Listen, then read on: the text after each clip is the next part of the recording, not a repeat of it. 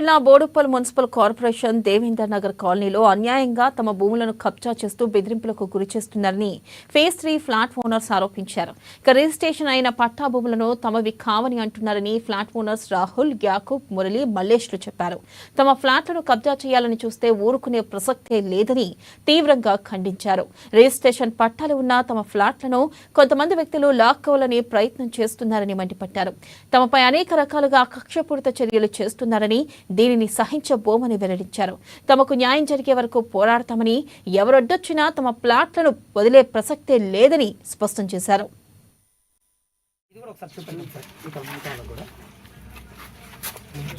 జాగాలు కొన్ని రోజులు తర్వాత కట్టుకోమన్నాడు. కట్టుకోమంటే వచ్చినాం.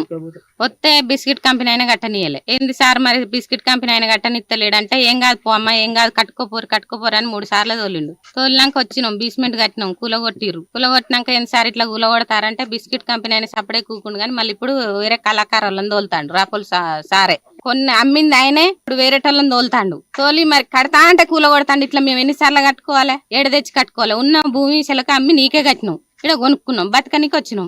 మా బతుకు తెరువు చూస్తావని నువ్వు అనుకున్నావు.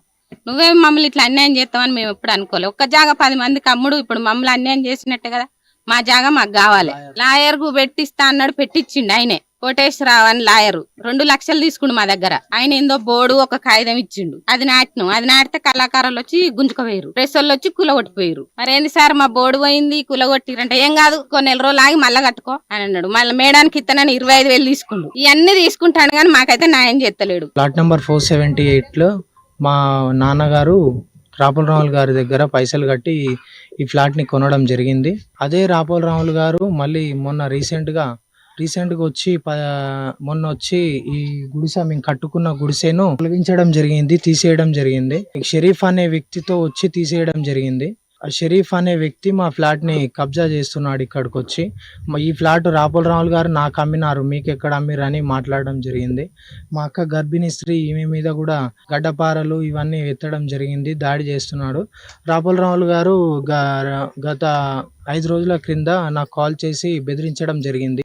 చంపుతాము అది ఇది అని బెదిరించడం జరిగింది. నా దగ్గర ఫోన్ కాల్ రికార్డింగ్ కూడా ఉంది, వీడియో ప్రూఫ్లు కూడా ఉన్నాయి. వాళ్ళు వచ్చి ఇక్కడ గుడిసెని తీసేసిన ప్రూఫ్లు. ఈ ఎస్ పాండు మరియు మా నాన్నగారు వెళ్లి రాపుల్ రావుల్ గారి దగ్గర ఉండడం జరిగింది. ఎటుగూడక రాపుల్ రావుల్ గారు, ఎస్ పాండు